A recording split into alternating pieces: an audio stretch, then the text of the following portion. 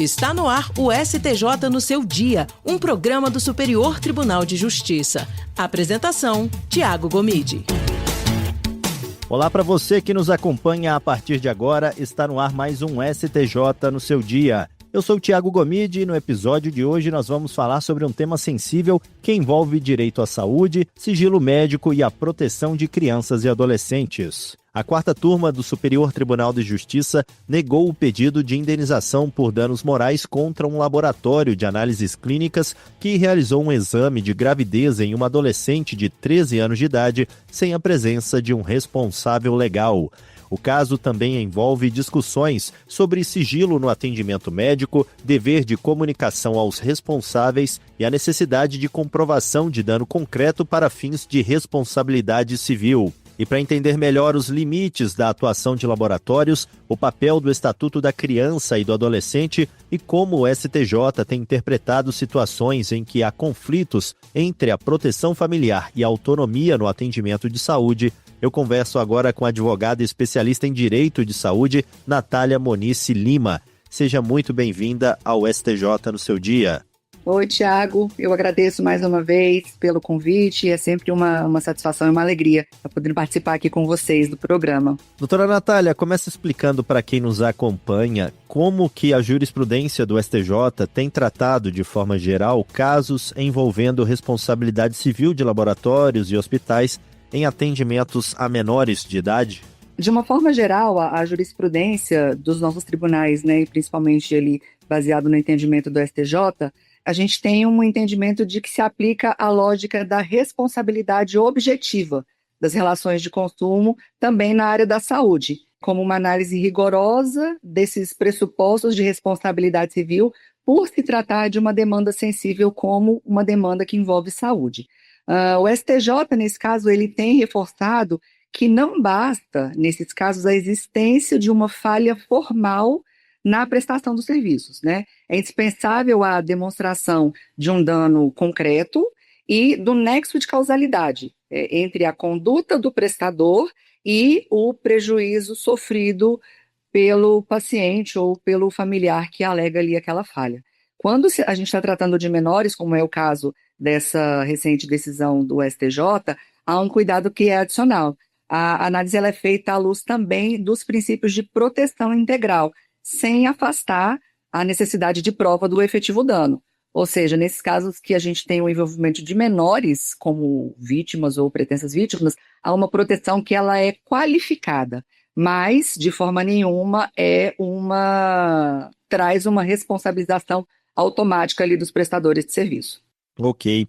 E em situações envolvendo adolescentes desacompanhados, quais são os limites jurídicos entre o dever de sigilo profissional e a comunicação aos responsáveis legais? No caso dos adolescentes desacompanhados que buscam o serviço dos prestadores, na área da saúde, a jurisprudência do STJ ela tem adotado uma abordagem que é equilibrada, que ela vai reconhecer ali o sigilo profissional, que ele é um elemento essencial da prestação dos serviços de saúde, inclusive para o caso dos adolescentes.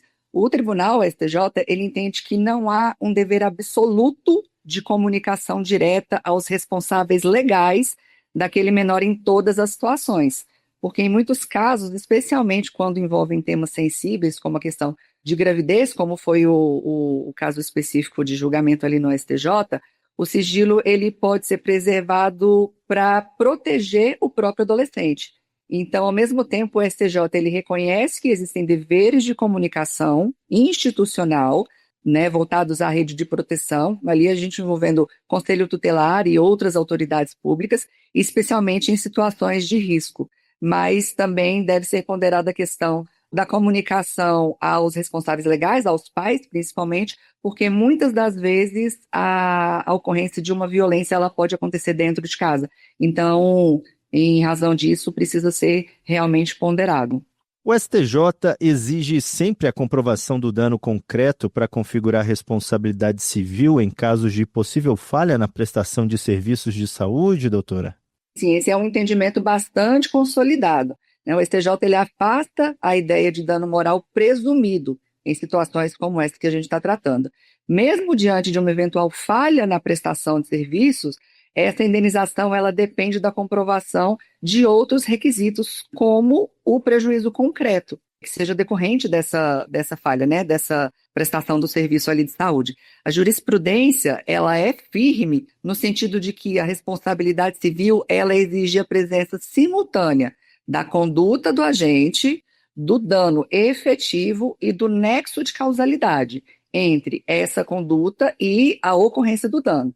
A ausência de qualquer um desses elementos pode impedir o dever de indenizar pelo prestador de serviços.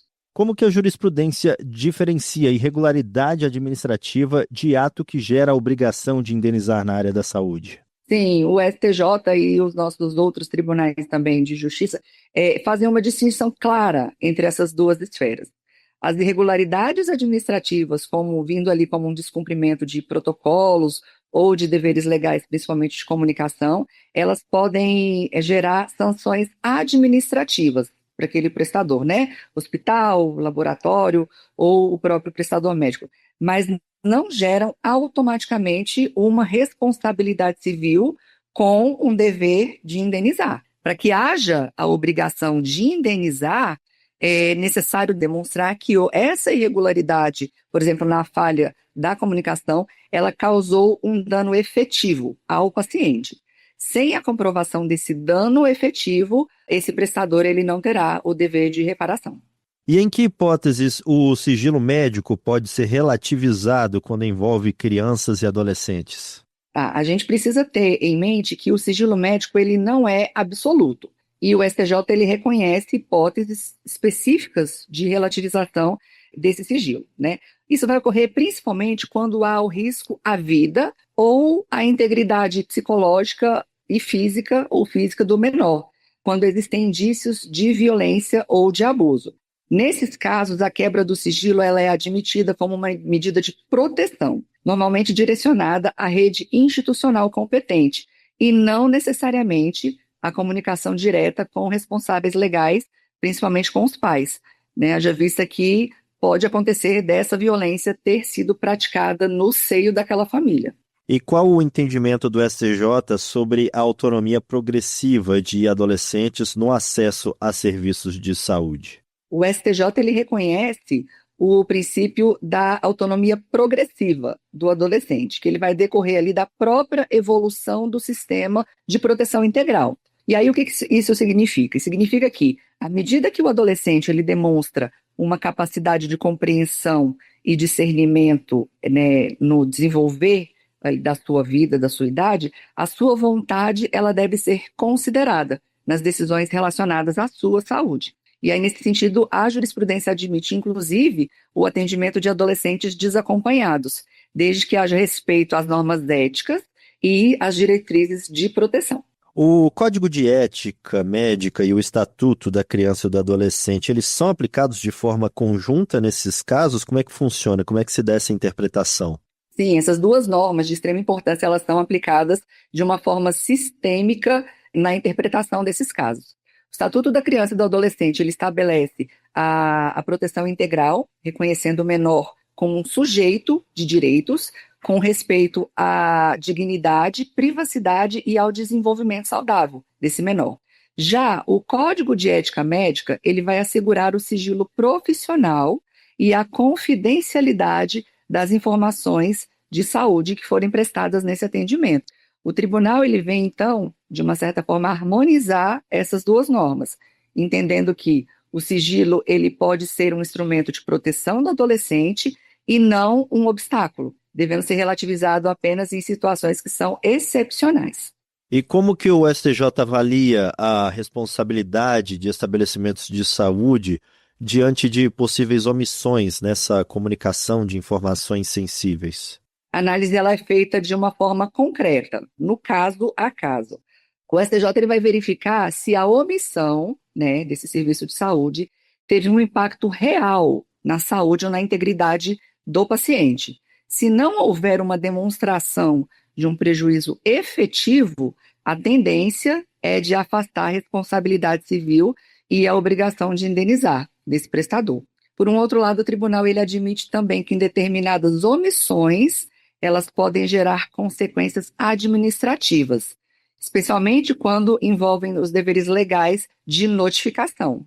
Não necessariamente aos responsáveis legais, mas à rede de proteção do menor, né, do adolescente ou da criança. E há precedentes no STJ que tratam da responsabilidade civil em situações de conflito entre proteção familiar e direito fundamental à saúde? Sim, esse é um tema de extrema relevância na jurisprudência mais recente dos nossos tribunais, principalmente ali do STJ. O STJ ele vai reconhecer que, por exemplo, em determinadas situações, o direito fundamental à saúde ele pode prevalecer sobre a intervenção familiar imediata, especialmente, como a gente falou lá atrás, quando há um risco de que essa exigência de participação dos responsáveis impeça o acesso ao atendimento. A Corte Superior ela adota uma visão realista das situações, considerando que nem sempre o ambiente familiar ele é protetivo, o que justifica a atuação prioritária da rede institucional de proteção, que vai garantir ali esse atendimento de uma forma humanizada e própria para o adolescente ou para a criança, né? Considerando a participação e a atuação de Conselho Tutelar, do Ministério Público e de outras autoridades. Para a gente fechar essa nossa conversa, doutora, quais são os critérios usados pela jurisprudência para equilibrar aí a proteção integral do menor e o acesso aos serviços de saúde?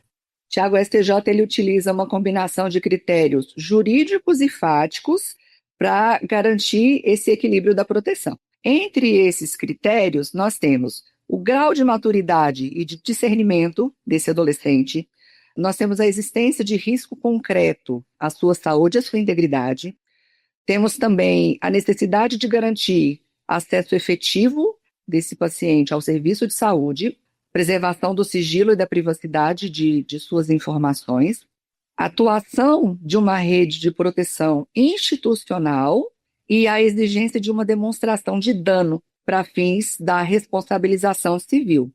Em resumo, a gente tem ali que a lógica adotada é de equilíbrio, é proteger o menor sem criar barreiras que inviabilizem o acesso à saúde dele. Ok, doutora Natália Monice Lima, muito obrigado por essa participação aqui no STJ no seu dia.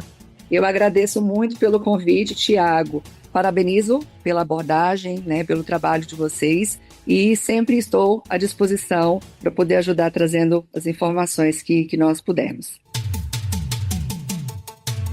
STJ no seu dia, um programa do Superior Tribunal de Justiça. STJ no seu dia vai ficando por aqui. Agradeço pela sua companhia na Rádio Justiça e também pelas plataformas digitais. O STJ no seu dia tem produção de Caio Baltazar, trabalhos técnicos de Roberto Glória, direção e coordenação geral de Daniele Lombardi. Até o próximo episódio. STJ no seu dia, um programa do Superior Tribunal de Justiça.